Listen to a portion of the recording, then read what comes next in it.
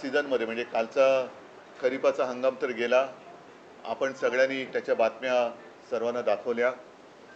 सरकारने एक पॅकेज जाहीर केलं.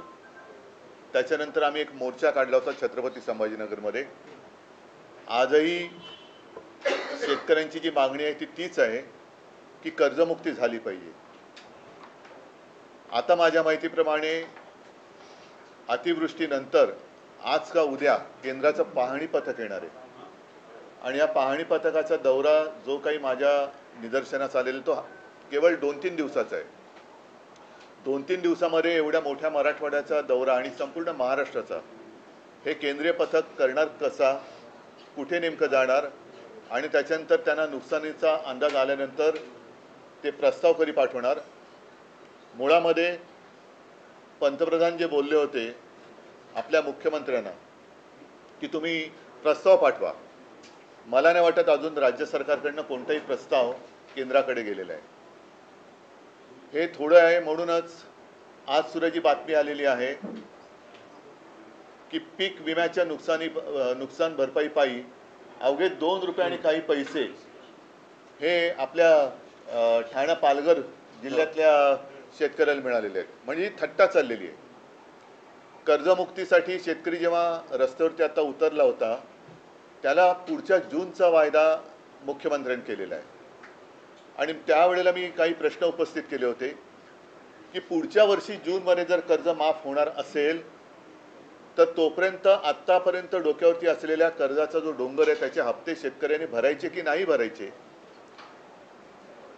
आत्ता जो रब्बीचा हंगाम येतोय त्याच्यासाठी नवीन कर्ज कसं मिळणार, कारण जमीनच गेलेली आहे वाहून. मग ते कर्ज मिळाल्यानंतर त्याचे सुद्धा हप्ते भरायचे की नाही भरायचे.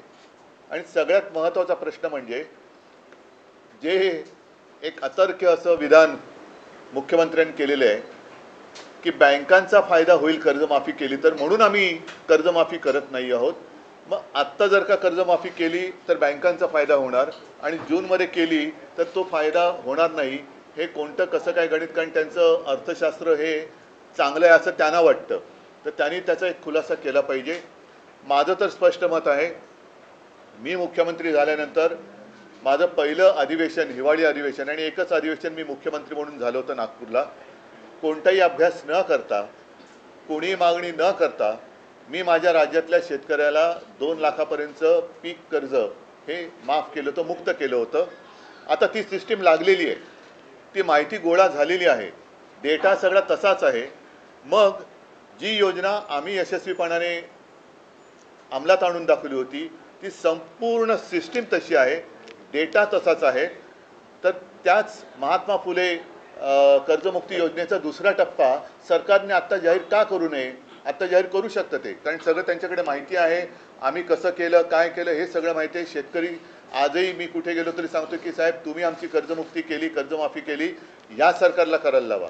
म्हणजे आम्ही केलं होतं हे आता लोकांनी मान्य केलेलं आहे आणि कोणाला विचारलं तर लोक सांगतात की तुम्ही केली होती. तर तो सगळं पूर्ण यंत्रणा तिकडे आहे, डेटा आहे. त्याच्यात आणखीन काही सुधारणा असेल तर ती करा, पण डेटा आहे. आम्ही कोणती अट शर्ती बिरती अभ्यास कोणती परदेशी समिती आमच्याकडे नव्हती, सगळं स्वदेशी होतं. आणि शेतकऱ्याशी आम्ही प्रामाणिकपणाने कर्जमुक्ती करून तसे वागलो. तसंच हे सरकार आता का वागत नाही. मी तर 5 तारखेपासून मराठवाड्यामध्ये संवाद दौऱ्यावरती जाणार आहे. इथे माझ्या कोणत्याही जाहीर सभा नसतील, शेतकऱ्यांशी मी थेट संवाद करणार आहे. जे पोकळ आश्वासन मुख्यमंत्र्यांनी दिलं होतं की दिवाळीपर्यंत, दिवाळीच्या आत काही पैसे शेतकऱ्याला मिळतील, काही पैसे त्यांनी काही हजार कोटी इथून तिजोरीतून रिलीज केलेत असं म्हणतात. तर मी शेतकऱ्यांना जाऊन विचारणार आहे, मिळाले असतील तर आनंद आहे. नुसतं काहीतरी आग पाखड करायची किंवा टीका करायला म्हणून मी जाणार नाही आहे, पण ते मिळाले पाहिजेत. त्याच्यात महत्त्वाचा मुद्दा असा आहे की आज शेतकऱ्याला बाकी मदतीची अपेक्षा किंवा गरज आहेच, पण त्याच्या आधी ज्यांची जी खरडून गेलेली जमीन आहे ती जमीन पूर्ववत करण्यासाठी शेतकरी सांगतोय पहिले मला माती द्या, पहिली माती द्या. ती मातीच जर का अजून मिळाली नसेल तर तुम्ही पुढच्या गोष्टी कशा करणार. आणि दर हेक्टरी 50,000 रुपये हे शेतकऱ्याची मागणी आहे. त्याचप्रमाणे कर्जमुक्ती झाली पाहिजे ही शेतकऱ्याची मागणी आहे. इतर बाकी अनेक गोष्टी आहेत. मी शेतकऱ्यांना जाऊन भेटणार आहे आणि शेतकऱ्यांना विचारणार आहे की जे पॅकेज जाहीर केलं होतं त्यातलं तरी किती आलेलं आहे. कारण खरडून गेलेल्या जमिनीला 3 का 3.5 लाख रुपये मनरेगातून देणार होते. आम्ही मोर्चा काढला होता. त्या मोर्चात मी मागणी केली होती की दिवाळीपूर्वी त्या 3 लाखातले पहिले 1 लाख रुपये तरी शेतकऱ्याच्या खात्यामध्ये टाका, मग पुढचे नंतर तुम्ही देत राहा. मग तुम्ही नोव्हेंबरमध्ये द्या, डिसेंबरमध्ये द्या, असे द्या, पण पहिले 1 लाख रुपये तर द्या. तर तेही दिलेत असं मला काय वाटत नाही. तर नेमकं सरकार काय करणार आहे आणि शेतकऱ्याच्या हातात आत्तापर्यंतच्या घोषित झालेल्या पॅकेजपैकी काय मिळालेलं आहे? गाई म्हशी मिळालेल्या आहेत का, शेळ्या मिळालेल्या आहेत का, कोंबड्या मिळालेल्या आहेत का, इतर पैसे मिळाले आहेत का? मग त्याच्यानंतर रब्बीचा हंगाम येतोय, त्याचं कर्ज कसं मिळणार, त्याचं बी बियाणं वगैरे वगैरे, या सगळ्या गोष्टी याची चर्चा करण्यासाठी मी मराठवाड्यात जाणार आहे. हा एक मुद्दा महत्त्वाचा आहे, कारण बाकी मुद्द्यांमध्ये हा मुद्दा मग काय होतो की अतिवृष्टी झाली का तेवढ्यापुरतं तो मुद्दा वरती येतो आणि सरकारला पण माहिती आहे की थोडे दिवस ढकलले का मुद्दा मागे पडतो. पण आम्ही हा मुद्दा सोडणार नाही. शेतकऱ्याला कर्जमुक्त करावंच लागेल. शेतकऱ्याचं जे आयुष्य उद्ध्वस्त झालेलं आहे ते आयुष्य पूर्ववत करण्यासाठी शिवसेना पूर्ण ताकदीनिशी शेतकऱ्याच्या सोबत आहे आणि त्याच्यासाठी मी पुन्हा एकदा मराठवाड्यात जातो आहे. हा एक महत्त्वाचा विषय झाला. दुसरा, मतचोरीचा जो मुद्दा आहे, परवा प्रचंड मोर्चा म्हणजे संयुक्त महाराष्ट्राच्या चळवळीनंतर जवळपास सगळे राजकीय पक्ष पहिल्या प्रथम महाराष्ट्रामध्ये एकवटले आणि त्यांनी सरकारला किंवा निवडणूक आयोगाला जाब विचारलेला आहे. त्या माझ्या भाषणामध्ये मी असं म्हटलं होतं की आता आम्ही मतदारांची ओळख केंद्रे, मतदार ओळख केंद्र ही सुरू करतो शाखांमधून. त्याची सुरुवात आता होईल, कारण 6 तारखेला ती यादी प्रसिद्ध होईल. त्याच्यानंतर मला वाटतं पुढच्या आठवड्याभरामध्ये आक्षेप आणि काही सूचना असतील त्या स्वीकारल्या जातील. तर आत्ताच ती वेळ आहे, कारण आता जर का कोणी झोपलं तर तो संपला. मी माझं स्वतःचं उदाहरण त्या दिवशी दिलं की माझ्याचकडे माझ्या मतदार यादीतल्या नावाचं व्हेरिफिकेशनसाठी निवडणूक आयोगाची लोकं आली होती. म्हणजेच काय की हे सक्षम नावाचं जे काय ॲप आहे ते ॲप आणि निवडणूक आयोगाचं सर्व्हर हा निवडणूक आयोगाकडनं हाताळला जात नाही आहेत अशी आम्हाला आता शंका येते आहे. अजून आम्ही आरोप करत नाही आहोत, शंका येते आहे. आणि केवळ माझं नाव आहे त्याच्यात म्हणून निवडणूक आयोगाची लोकं ही चौकशी करायला आली. सर्वसामान्यांच्या बाबतीमध्ये असं जर का झालं असेल किंवा होत असेल तर त्यांनी दाद कधी मागायची, कोणाकडे मागायची, आणि नाव वगळलं गेलं तर निवडणुकीच्या दिवशी त्यांना मतदानच करता येणार नाही. एक विषय लक्षात घेण्यासारखा आहे की हे माझ्याकडे आले कसे, याचं कारण कोणीतरी एका नंबरवरून माझ्या नावाने तिकडे ॲप्लिकेशन करण्याचा प्रयत्न केला. त्या नंबरवर जर का OTP आला असता तर पुढचं सगळं हॅक झालं असतं आणि कदाचित माझ्या कुटुंबातली माझ्यासकट 4 नावं ही वगळण्यातसुद्धा आली असती. याच्या मागे नेमकं कोण आहे, कोणाचा डाव आहे, काय डाव आहे, याची एक खातरजमा करून तर घ्यायला पाहिजे. आणि म्हणून जसे आम्ही सगळे राजकीय पक्ष, सत्ताधारी सोडून द्या, पण बाकीचे राजकीय पक्ष एकवटलेले आहेत, आम्ही आमच्या शाखांमधनं मतदारांच्या सोयीसाठी ही केंद्र उघडतो आहोत. या केंद्रामध्ये मी नागरिकांना विनंती करतोय की आपल्याला मतदान करता येणार आहे की नाही, आपलं नाव या यादीत आहे की नाही, हे आपण आमच्या शाखेत येऊन तपासा. आणि जर का त्याच्यामध्ये काही तुम्हाला वाटलं गोंधळ आहे तर तो वेळेत आपल्याला सुधारता येईल. हा एक भाग. दुसरा भाग असा आहे की मी मतदारांना आणखीन एक विनंती करेन, ही निवडणूक आयोगाची भुताटकी आहे. एकेका घरामध्ये 40-40, 50-50 नावं ही नोंदली गेलेली आहेत. तर मी मतदारांना आवाहन म्हणजे विनंती करतोय की आपल्याला न दिसणारी, आपल्या परवानगीशिवाय न राहणारी, आपल्या परवानगीशिवाय राहणारी आपल्या घरामध्ये कोणी माणसं आहेत का, ही निवडणूक आयोगांची भूतं उभी केलेली आहे, ती आपल्या घरात राहत तर नाहीत ना, याची सुद्धा खात्री करायला पाहिजे. म्हणून जिथे जिथे आमची केंद्र उघडली जातील तिथे आसपासच्या वस्तीतील सर्व जात-पात धर्माच्या मतदारांनी तिथे येऊन ही मतदार यादीची तपासणी करावी. आपलं नाव तिकडे आहे की नाही हे तपासावं. तिकडनं कुठे वगळलं गेले का, आणखी कुठे बरं आपलं वयामध्ये काय, माझं स्वतःचं उदाहरण त्या दिवशी दिलंय का, लिंग बदल झाले का, हे सगळं आपण येऊन तपासावं. मी मतदारांना एक आवाहन करतोय. त्याचबरोबरीने आम्ही जी एक मागणी केलेली म्हणजेच काय, 1 जुलै ही कट ऑफ डेट ठेवली आहे. 1 जुलै नंतर 18 वर्षाची जी मुलं आणि मुली झालेली आहेत त्यांचा मतदानाचा अधिकार या निवडणुकीला वापरता येणार नाहीये. तुम्ही जगभर बघता आहात की याच वयातली मुलं ही रस्त्यावरती येतात आणि क्रांती करतात, ज्यांना आपण जेनझी म्हणतो. तर हे सरकार जेनझीना का घाबरतंय? जर लोकसभा ते विधानसभा या 6 किंवा 5 महिन्याच्या कालावधीमध्ये परकला प्रभाकर म्हणजे आपल्या निर्मला सीतारामन यांचे यजमान, त्यांनी सांगितलेलं आहे की जवळपास 45 लाख मतदार महाराष्ट्राच्या यादीमध्ये घुसवले गेले. जर त्या 4 महिन्यामध्ये 45 लाख मतदार हे कोणी घुसवले, कुठे गेले, काय करतायत हा एक प्रश्न आहे. पण घुसवले गेले असतील तर 1 जुलैनंतर अधिकृतपणे ज्यांना मतदानाचा अधिकार मिळाला पाहिजे ती महाराष्ट्राची तरुण मुलं मुली मतदान का करू शकणार नाही? म्हणून मी त्याही सगळ्या मुलांना आणि मुलींना एक विनंती करतोय की तुम्ही देखील आमच्या शाखेत या आणि तुमचं नाव तिकडे नोंदवा. आपल्याला कळेल की किती लाख मुलांना आणि मुलींना मतदानापासून आपण वंचित ठेवतो आहोत. तर अशा काही या गोष्टी आहेत. आणखीन आपण काही प्रश्न विचारले तर मला त्याच्याबद्दल बोलता येईल. पण मुळात एक मी तुम्हाला सांगितलं की शेतकऱ्यांचा विषय आम्ही सोडत नाही आहोत आणि दुसरी गोष्ट मतचोरीचा विषय तर आम्ही सोडणार नाही. आम्ही परत एकदा सांगतो की निवडणूक आयुक्त जे आहेत त्यांना सुद्धा एक पत्र दिलेलं आहे की एवढा सगळा गडबड घोटाळा हा बाहेर आल्यानंतर आपण राज्य निवडणूक आयोगाला सुधारित यादी मतदाराची होत नाही तोपर्यंत स्थानिक स्वराज्य संस्थांच्या निवडणुका घेऊ नयेत अशी आमची मागणी आहे. आम्ही निवडणुका घेऊ नका असं म्हणत नाही, पण निवडणुका घेताना सदोष मतदार यादीवरती ही निवडणूक होता कामा नये. ही निवडणूक आयोगाची करप्ट प्रॅक्टिस आहे. जसं आम्हाला ते सांगतात करप्ट प्रॅक्टिस, तसं निवडणूक आयोगाची करप्ट प्रॅक्टिस आहे आणि ते कोणाची नोकरी करतायत हे आता हळूहळू उघड होत चाललेलं आहे. कर्जमाफीचा मुद्दा हा निवडणुकांमध्ये येऊ नये म्हणूनच आंदोलन हे केलं गेलं का? आणि त्यानंतर मला त्याच्याबद्दल काही बोलायचं नाहीये. मला शेतकऱ्यांचा विषय आहे, त्याच्यामध्ये आणखीन कोणी शेतकऱ्यांच्या मदतीसाठी उतरत असेल तर जरूर उतरावं, पण शेतकऱ्यांना कर्जमुक्त करावं. शेतकऱ्यांचे पंचनामे करणारेच अधिकारी जे आहेत ते शेतकऱ्यांकडून पैसे मागताना असे व्हिडिओ क्लिप्स व्हायरल होतात, पाहायला मिळतात. पंचनामे करणारेच अधिकारी शेतकऱ्यांना मी आता म्हणूनच जातो आहे, कारण शेतकऱ्यांना काय होतं की तेवढ्या पुरतं सगळीकडे शेतकरी होतं आणि मग त्यांना वाऱ्यावर सोडलं जातं. मी त्यातला नाहीये. मी आपत्ती आल्यानंतर सुद्धा दुसऱ्या तिसऱ्या दिवशी गेलो होतो, त्याच्यानंतर मोर्चाला सुद्धा गेलो. आता परत 4 दिवस मी मराठवाड्यात जातो आहे, त्याच्यानंतर कदाचित विदर्भामध्ये पण जाईन, इतरत्र सुद्धा मी जाईन आणि शेतकऱ्यांशी थेट संवाद साधेन. जाहीर सभा मी घेणार नाही, पण जसं आता मी आपल्याशी बोलतोय तसं शेतकऱ्यांशी जाऊन मी बोलणार आहे. एक मिनिट, एक पहिला शेतकरी विषय पूर्ण करा.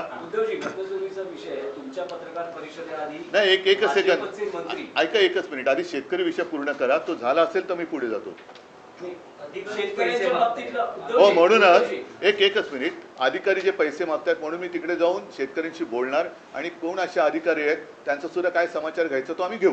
उद्धवजी, शेतकरी कर्जमाफीच्या बाबतीत तुम्ही जी भूमिका मांडतात आणि आता मुख्यमंत्र्यांनी 30 जून 2026 ही तारीख दिली आहे, कोपऱ्याला गुळ लावलाय.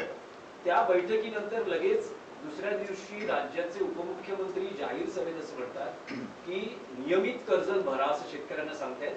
कर्जमाफी मागणं ही सवय चांगली नाही.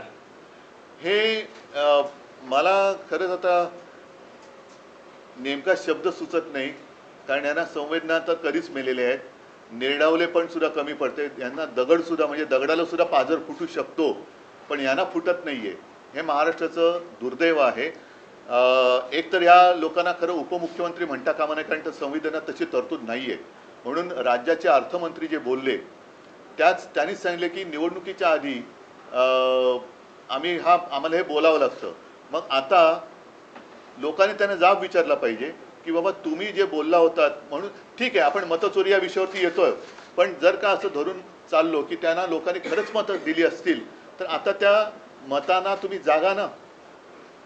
आता तर कर्जमुक्त करायलाच पाहिजे. बरं, 30 जून हा कोणता मुहूर्त आहे? कोणतं पंचांग पाहिलं आमच्या मुख्यमंत्र्यांनी? आणि जूनमध्ये जर कर्जमाफी होणार असेल तर मग आत्तापासून शेतकऱ्यांनी कर्जाचे हप्ते फेडले नाहीत तर त्याचे सकट ते त्यांनी माफ केलं पाहिजे. त्याच्याबद्दल त्यांनी बोललं पाहिजे. हा एक विषय होता मतचोरी संदर्भात. आशिष शेलार यांची आता तुमच्या पत्रकार परिषदेआधी पत्रकार परिषद झाली, त्यात त्यांनी थेट तुमच्यावर आणि राज ठाकरेंवर आरोप केलेले आहेत की मतचोरी संदर्भात मांडत असलेली भूमिका ठाकरे बंधूंची दुटप्पी आहे. ती फक्त हिंदू आणि दलित त्यांना क्रिकेटचं असल्यामुळे टप्पे कळत असतील बहुतेक, पण त्यांनी फुलटॉस दिलाय. तुम्ही बोला. येस, त्यांचं असं म्हणणं आहे की फक्त हिंदू आणि दलित दुबार मतदार दाखवले जात आहेत. मुस्लिम मतदार जे दुबार आहेत तिबार आहेत त्याबद्दल ठाकरे बंधू का बोलत नाही. आणि दुसरं त्यांचं असं म्हणणं आहे की लोकसभा निवडणुकीच्या प्रक्रियेत सुद्धा तुम्ही याच मतांवर निवडून आलेला आहात, विधानसभेत सुद्धा त्याच मतांवर निवडून आलेला आहात आणि हा सगळा गोंधळ लोकसभेपासून झालेला आहे. मला आशिष शेलार, मी खरं त्यांच्यावरती कधी बोलत नाही, पण आज मी त्यांचं जाहीर अभिनंदन करतोय, कारण त्यांनी नकळत देवेंद्र फडणवीसांना पप्पू ठरवलेलं आहे. कारण जे हे मानतच नव्हते, त्याच्यामुळे महाराष्ट्राचा पप्पू म्हणून त्यांनी फडणवीसांना बोलण्याचं धाडस दाखवलं आहे. हा त्यांच्या अंतर्गत वादाचा परिणाम, हा परिपाक असेल. कारण आशिष शेलारनी पत्रकार परिषद घेतली, ती सुद्धा अशा मुहूर्तावरती घेतली की काल कदाचित रात्री उशिरा किंवा आज सकाळी आपल्या राज्याचे मुख्यमंत्री बिहारमध्ये घसा कोरडा करून येणार होते. ते घसा कोरडा करून आल्यानंतर आता त्यांनी हे अमृत पाजलं की काय आरोपाचं किंवा माहितीचं, हे काय कळत नाही. पण याचा अर्थ सरळ आहे की आशिष शेलारनी सुद्धा हे सिद्ध केलेलं आहे की मतदार यादीमध्ये गोंधळ आहे. आणि आम्ही जेव्हा निवडणूक आयोगाकडे मागणी करतो तेव्हा आमचं एक वाक्य असं दाखवा की तुम्ही या मतांमध्येच सुधारणा करा. आम्ही पूर्ण मतदार यादीमध्ये सुधारणा मागतो आहोत त्याच्यामध्ये. आणि दुसरी गोष्ट काय की कदाचित त्यांची उठबस तिथे असल्यामुळे त्याने ती नावं मिळाली असतील. आमची उठबस तिकडे कमी आहे म्हणून आम्हाला ही नावं मिळाली असतील. त्याच्यामुळे आम्ही जी मागणी केलेली आहे ती संपूर्ण मतदार यादी सदोष आहे आणि ती सुधारणा होत नाही तोपर्यंत निवडणुका घेऊ नका, ही आमची मागणी आहे. पण आशिष शेलार यांचं धाडस हे कौतुकास्पद आहे.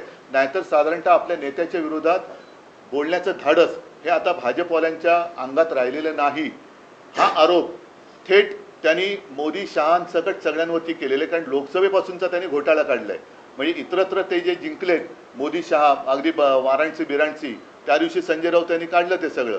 तर म्हणजेच काय की सगळा घोटाळा त्यांनी केलेला आहे. आणि दुसरा महत्त्वाचा, सरकार तुमचं असताना विरोधक घोटाळे करतात म्हणजे तुम्ही सरकार चालवायला नालायकात, म्हणजे सरकार चालवायला तुम्ही नालायकात. तर हे सगळं एका दगडात आशिष शेलाराने अनेक पक्षी मारलेले आहेत. त्याच्याबद्दल मी त्यांचं कौतुक करतोय. या माध्यमातून हिंदू मुस्लिम करण्याचा एक प्रयत्न होतोय का? नाही, तो त्यांचा केविल होण्याचा प्रयत्न आहे. जेव्हा आम्ही अख्ख्या यादीमध्ये सुधारणा करा मागतोय त्याच्यामध्ये हिंदू, मुस्लिम, शीख, इसाई सगळे आलेले आहेत. आणि आम्ही त्या दिवशी जी काय उदाहरणं दिली त्याच्यामध्ये एक तर उदाहरण आहे की वडील हिंदू, मुलगा मुस्लिम वगैरे ते आहे ना, हे सगळे आहे. म्हणजे इथलंच आहे, वडिलांचे नाव गोविंद शंकर माने, मुलाचं नाव दिलशाद नौशाद खान, हे आम्ही दिलेलं आहे ना. आता ह्याच्यामध्ये दोन्ही आले, हिंदू पण आले आणि मुसलमान पण आले. पण परत आशिष शेलार यांचं मी कौतुक करतो की काहीतरी नक्की बिनसलेलं आहे आणि त्यांनी देवेंद्र फडणवीसांना पप्पू ठरवून दाखवलेलं आहे, ते सप्रमाण दाखवलेलं आहे. म्हणजे आमच्या आरोपांना जर का किंमत नसेल तर किमान आशिष शेलारनी जी माहिती दिली त्याला तरी जागा. मी परत त्यांचं कौतुक करतो. देवेंद्र फडणवीस सारखं म्हणतात की 2012लाच आपण मतदार याद्यांचं पुनर्निरीक्षण करा, पुनर्रचना करा, ही आपली न्यायालयात याचिका आहे. आणि तेव्हापासून आपण वारंवार मागणी करतो. आशिष शेलारांनी ते आज म्हटलेलं आहे, होत का नाहीये, आम्ही सतत मागणी करतो. असं कुठे माझ्या तरी ऐकण्यात आलेलं नाहीये. त्यांचा जसा आम्ही मोर्चा काढला तसा त्यांचा कुठलाही मोर्चा मी बघितलेला नाहीये. ते कधी निवडणूक आयुक्तांना जाऊन भेटलेत असंही आम्ही बघितलेलं नाहीये. ज्याप्रमाणे आम्ही चोकलिंगम साहेबांना भेटलो, वाघमारे साहेबांना भेटलो, तसे ते कुठे भेटलेले नाही आहेत. आमची लोक आता ज्ञानेश कुमारना जाऊन भेटत आहेत, तसे ते कुठे भेटलेले नाही आहेत. आम्ही आता याच्याबद्दल मी काल परवा म्हटलेले की आम्ही कोर्टाचे दरवाजे सुद्धा एक ठोठवण्याचा केविलवाणा प्रयत्न करणार आहोत. न्याय मिळाला तर मिळाला. मुख्यमंत्र्यांचं आणखीन एक म्हणणं आहे, त्यांचं म्हणणं आहे की वोटर लिस्ट जी आहे ही अशुद्ध असता कामा नये, याच्याशी आम्ही सहमत आहोत, परंतु त्याच्यामुळे भाजप जिंकली हे तुम्ही सिद्ध करा, हे तुम्ही आव्हान देता. जर नसेल ना तर मग तुम्ही आमच्याबरोबर या ना निवडणूक आयोगाकडे. तुम्हाला पण आम्ही जेव्हा निवडणूक आयुक्तांकडे जायचं होतं तेव्हा आम्ही भारतीय जनता पक्षाला सुद्धा आमंत्रण दिलं होतं. देवेंद्र फडणवीसांना यायला पाहिजे होते ते. जेव्हा बाकीचे सगळे एक येतात आणि एक व्यक्ती येत नाही, याचा अर्थ असा लावला तर गैर काय की मग फायदा तुम्ही घेतलात. आमच्यासोबत त्यांनी यायला पाहिजे होतं. जर ते एवढे वर्ष मागणी करतायत तर त्या दिवशी त्यांच्याकडनं कोणतरी यायला पाहिजे होतं. आता त्याच मुद्द्यावरून बुलढाण्याचे आमदार संजय गायकवाड शिंदे गटाचे आहेत, त्यांनी देखील म्हटलं की निवडणूक आयोगाला लाच वाटली पाहिजे अशा प्रकारचे दुबार. बघा थोडक्यामध्ये काय की आता जो मुद्दा आम्ही उचलला मतचोरीचा आणि तो आज पुराव्यानिशी तुमच्यासमोर आणला, जनतेसमोर आणला. आता पहिला मुद्दा परत मी सांगतो की सर्व नागरिकांनी जाग आता आलेली आहे, आता झोपता कामा नये. कारण आपल्याला सरकार निवडण्याचा अधिकार आहे. आता सरकार मतदार निवडायला लागलेलं आहे, हे घातक आहे. म्हणजे जसं टांझानियामध्ये 98% म्हणजे 98% मतं हे तिथल्या अध्यक्षांना मिळाली आणि 2% जी जनता रस्त्यावर उतरली ती केवढ्या मोठ्या संख्येने उतरली. म्हणजे काहीतरी टक्केवारीत गफलत आहे. तुम्ही न्यायालयीन लढाई लढणार आहात कारण आम्ही एक केविलवाणा प्रयत्न करणार आहोत. म्हणजे आम्ही कुठेही कायदा हातात घेतला वगैरे वगैरे वगैरे, कारण हे परत मग शहरी नक्षलवाद. आता हे दुबार मतदार यादी किंवा सदोष मतदार यादीवरती जे निवडणूक लागत आहेत हे खरे नक्षलवादी आहेत. कारण ही उघड उघड मतचोरी आहे. जे मतचोरी करून निवडणूक लढतायत आणि जिंकण्याचा प्रयत्न करतात ते नक्षलवादी आहेत. सर्व पक्ष मिळून तुम्ही हा निर्णय घेतलाय कारण हो, महाविकास आघाडी म्हणून आम्ही निर्णय आणि सगळेच म्हणजे त्याच्यामध्ये राज पण आहेत, बाकीचे आहेत, शेका पक्ष, कम्युनिस्ट त्या दिवशी मोर्चात जेवढे सगळे होते त्या सगळ्यांनी. आणि आम्हाला असं वाटतं की जर भाजपला पण आता हे पटलं असेल तर भाजपने सुद्धा यावं आमच्या बरोबर कोर्टामध्ये. परंतु आता 6 तारखेला आम्ही पाठवतो सही करायला. का हो अनिल? 6 तारखेला नाही नाही, ऐका एक मिनिट, एकदा मला स्पष्ट करू द्या. आम्ही कोर्टात जे जातो आहोत त्याच्यात आता हे आशिष शेलारनी पुराव्यानिशी दिलेलं आहे. म्हणजे आशिष शेलारनी देवेंद्रांची तर वाजवलीच आहे, ते सोडून द्या. पण त्यांना जर काही पटलं असेल तर त्यांनी सुद्धा आम्ही जे काही कोर्टात जातो त्याच्यामध्ये भाजपाने सुद्धा यावं आमच्याबरोबर कोर्टात. हे माझं त्यांना जाहीर आमंत्रण आहे. मग त्याच्यामध्ये तुम्ही काय हिंदू मुस्लिम आणखीन कोण असतील तुमच्या लेखी ते सगळे काढा. आपण संपूर्ण यादीमध्ये आम्ही सुधारणा मागतो आहोत. उद्धवजी, तुम्ही आणि राज ठाकरे दोघंही एक विधान करतात की बोगस मतदार कोणी दिसला तर त्याला बळवा किंवा थोडवा किंवा मार.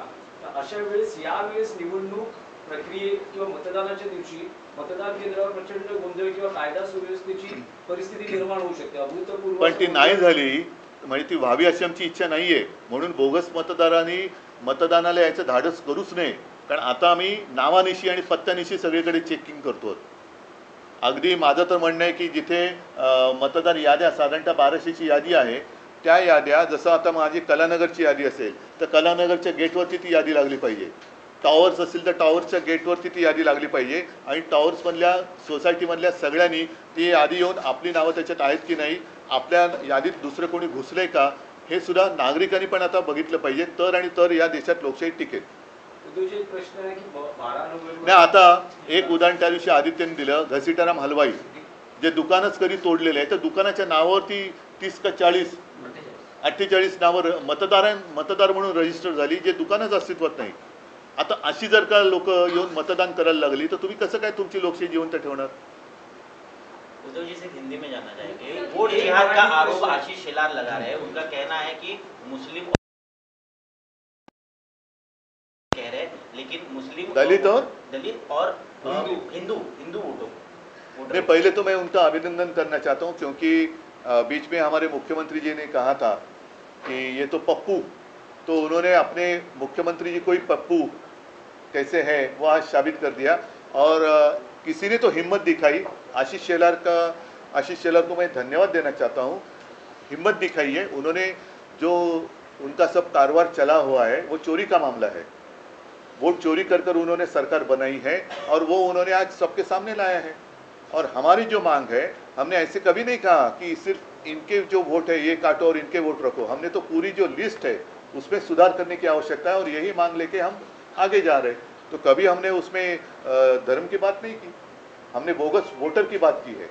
लेकिन इसके बावजूद मैं आशीष शेलार जी का अभिनंदन करना चाहता हूँ कि उन्होंने एक हिम्मत दिखाई है अपने शीर्ष नेतृत्व के खिलाफ सबके सामने बात करने की। इसलिए मैं उनको धन्यवाद देना चाहता हूँ। अगर वो चाहते हैं तो हमारे साथ, हम जब अदालत में जा रहे हैं तो आशीष शेलार भी हमारे साथ आएंगे, तो हम उनका स्वागत करेंगे। उद्धव जी, अजीत पवार जी ने किसानों के मुद्दे पर कहा है कि कर्ज माफी जो है चुनाव के मौसम में की गई थी, लेकिन अब जो है उसे कर्ज माफी की आदत जो है वो ठीक नहीं है किसानों के लिए, और अपना वादा जो चुनावी वादा वो पूरा नहीं ये क्या कहूँ मैं उनके लिए, इतनी गंदी सरकार, गिरी हुई सरकार मैंने देखी नहीं थी। एक तो झूठ बोला उस वक्त, अब वोट चोरी का भी मामला सामने आया है। ये चोरी करके उन्होंने सरकार बनाई है, और लोगों को जो कहा गया था कि हम आने के बाद हम कर्जा मुक्ति करेंगे, मुख्यमंत्री जो आज के मुख्यमंत्री है उनका बयान है सबके सामने, आप ही के माध्यम से हमने देखा है। तो उन्होंने कर्जा जो काश्तकार है उनकी कर्जा मुक्ति वो तो होनी ही चाहिए, और इसलिए मैं स्वयं जा रहा हूँ आने वाले 5 तारीख से लेकर 8 तारीख तक कि जो भी पैकेज सरकार ने डिक्लेयर किया था उनमें से कितना लाभ प्रत्यक्ष रूप में हमारे जो काश्तकार है उनको हुआ है। तो शनिवार को जो आंदोलन हुआ, उस आंदोलन में कांग्रेस के प्रदेश के मुखिया, शनिवार को जो आंदोलन हुआ उसमें कांग्रेस के प्रदेश के मुखिया हो या तो मुंबई अध्यक्ष वर्षा गायकवाड़ हो, वो शामिल नहीं हुए। अब सत्ताधारी कह रहे हैं कि कांग्रेस दिल से नहीं चाहता कि मन से आपके साथ और एमबीए में आए। इसलिए मैं फिर से आशीष शेलार का अभिनंदन करना चाहता हूं, क्योंकि एक तो कोई हिम्मत वाला है जो अपने नेतृत्व के खिलाफ बातें कर रहा है, तो उन्होंने अपने अंदरूनी जो बात है उसके ऊपर ध्यान देना चाहिए कि ऐसे लोग ज़्यादा देर तक आप उनको दबा नहीं सकते। एक परिसीमा होती है, अन्याय की भी परिसीमा होती है। तो शायद शेलार जी के ऊपर बहुत सारा अन्याय हुआ इसलिए वो बोल रहे हैं, और उन्होंने देवेंद्र जी को ही पप्पू ठहरा है, तो उसके लिए उनको मैं धन्यवाद देता हूँ। तो आप पूरे महाराष्ट्र में पप्पू कौन है वो आशीष शेलार ने बताया। एक मराठी प्रश्न की 12 तारखेला पुन्हा सुप्रीम कोर्टात चिन्ह आणि पक्ष कोणाचा याबद्दल सुनावणी आहे, त्याआधी राज्यातले भाजपचे चंद्रकांत पाटील नाही, पण एक गोष्ट आणखीन एक नाही, एकच सेकंद नाही, एक मला पूर्ण करू द्या की मला एक गोष्ट कळत नाही की आम्ही जे म्हणतोय की निवडणूक आयोग हा भाजपचा नोकर आहे, कारण आम्ही निवडणूक आयोगाला जे प्रश्न विचारतोय त्याचं उत्तर त्यांचे मालक का देत आहेत? त्यावर त्यांनी स्पष्टता केली आहे। आशीष शेलार म्हणतात की मी निवडणूक प्रतिनिधी म्हणून नाही बोलत आहे, पण जे मुद्दे उपस्थित हो, पण आम्ही त्यांना दिलेत ना, हे त्यांनी मग निवडणूक आयोगाने आम्हाला सांगायला पाहिजे। तुम्ही का बोलताय? म्हणजे जो आमची जी शंका आहे, संशय आहे की निवडणूक आयोगाचा सर्व्हर दुसरा कोणतरी हाताळतोय, त्याला हे पुष्टी देणार आहे। तो प्रश्न कंटिन्यू असा आहे की चंद्रकांत पाटील असं दोनदा म्हणाले आतापर्यंत बॅक असं ट्रम्प किती वेळा म्हणालेत की मी भारत पाकचं युद्ध थांबवलंय? नाही, पण त्यांचं आताचं जे विधान आहे त्यावर त्यांचं असं म्हणणं आहे की काँग्रेस पक्ष हा गांधी कुटुंबाचा आहे, शरद पवारांचा राष्ट्रवादी काँग्रेस पक्ष आहे, शिवसेना ही बाळासाहेबांची आणि त्यानंतर उद्धव ठाकरेंची आहे, आणि मनसे हा राज ठाकरेंचा आहे। त्याबद्दल तुम्ही चंद्रकांत पाटलांचे आभार मानावे। खूप हे त्यांनी म्हणजे आता मी बोललो ना की हा अन्याय सोसण्याची एक ताकद असते, ती संपली का लोक उठाव करतात। जसं आज आशीष शेलारने केले तसं चंद्रकांत दादांनी केलेलं आहे, म्हणून मी त्यांना धन्यवाद देतो। आणि शिवसेनेचं नाव हे दुसऱ्या कोणालाही देण्याचा अधिकार कोणालाही नाही, निवडणूक आयुक्ताला सुद्धा नाही, म्हणून मी पहिल्या निवडणूक आयोगांना धोंड्या म्हटलं होतं। आता जर ते पुन्हा करते असेल तर या आयुक्तांना मी गोट्या म्हणेन। उद्धव जी, राज्य में 2 बड़ा मुद्दा है इस वक्त, किसानों का और वोट चोरी का, और इस बीच में महाराष्ट्र सरकार ने राष्ट्रगीत के 150 वर्ष पूरे होने पर जो है तमाम स्कूलों में राष्ट्रगीत जो वंदे मातरम है वो उसकी प्रदर्शनी लगवाई है। और क्या ये तमाम मैं तो पहले 2 मुद्दे पर बात करना चाहता हूँ। एक मुद्दे ये क्या करते हैं कि अगर कुछ बातें उनके गले तक आती है तो वो गुमराह करते, फिर देशभक्ति आती है। ये देश के आज़ादी का जो संग्राम हुआ था उसमें ये कोई नहीं थे, इसलिए मैंने परसों के मेरे भाषण में कहा था कि ये स्वयं घोषित देशभक्त है जो झूठे हैं, ही स्वयं घोषित देशभक्तांची बोगस टोळी आहे ही।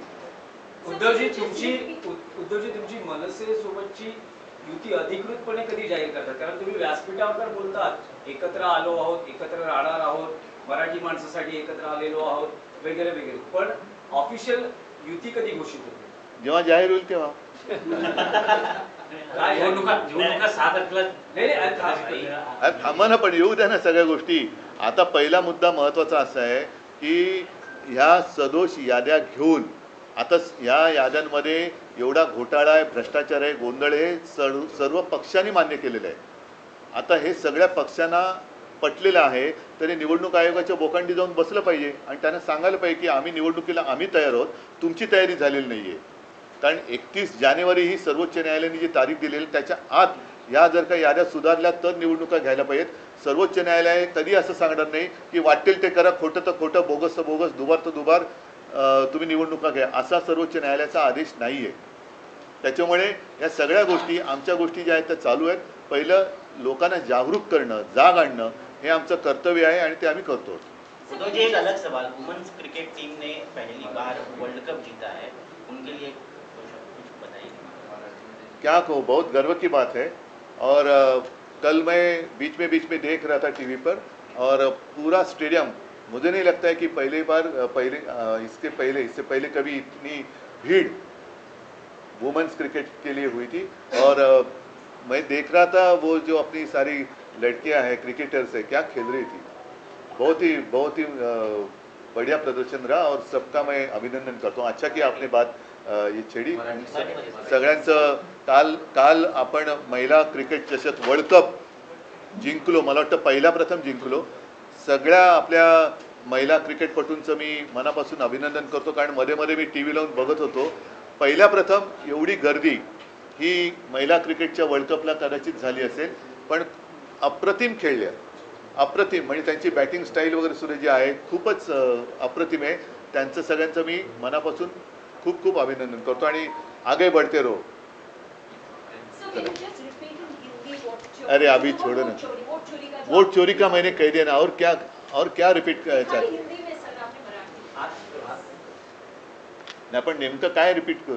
Sir, what are you doing, जो आप सेंटर सेटअप करने वाले, केंद्र सेटअप करने वाले, उसके बारे में. अच्छा, हाँ, जैसे मैंने परसों मोर्चा के सामने बात कही कि मैंने हमारे जितनी शिवसेना की शाखाएं हैं सारे लोगों को मैंने निर्देश दिए हैं कि हम अपने इलाके में रहने वाले जो मतदाता है उनकी सहायता के लिए एक केंद्र शुरू करें, जिसमें मैं सबके लिए आह्वान यानी विनती करता हूं. मतदाता है, आप जाकर वहां खुद भी देख सकते हैं, हमारे लोग भी आपके घर में आएंगे. और दो चीज़ें हैं, आने वाले चुनाव में आपका नाम मतदार सूची में है या नहीं है, आप स्वयं चेक करें. और दूसरी बात है, जो अहम बात है, कि आपकी इजाज़त के बिना आपको दिखाई देने वाले नहीं है ऐसे कुछ चुनाव आयोग के, ज्याला आपण भुताटकी म्हणतो, ऐसे कुछ लोग आपके घर में रह तो नहीं रहे ना, ये भी देखें. और खास कर 1 जुलाई के बाद जो हमारे युवा है, युवती भी है, युवा भी है, 18 साल की उनकी उम्र हुई है, उनको तो मतदान करने का अधिकार मिलना ही चाहिए. तो ऐसे सारे लड़के और लड़कियां आकर हमारे शाखा में उनका नाम रजिस्टर करें. ठीक है सर, सगळ्यांना धन्यवाद. जय हिंद, जय महाराष्ट्र. हाँ,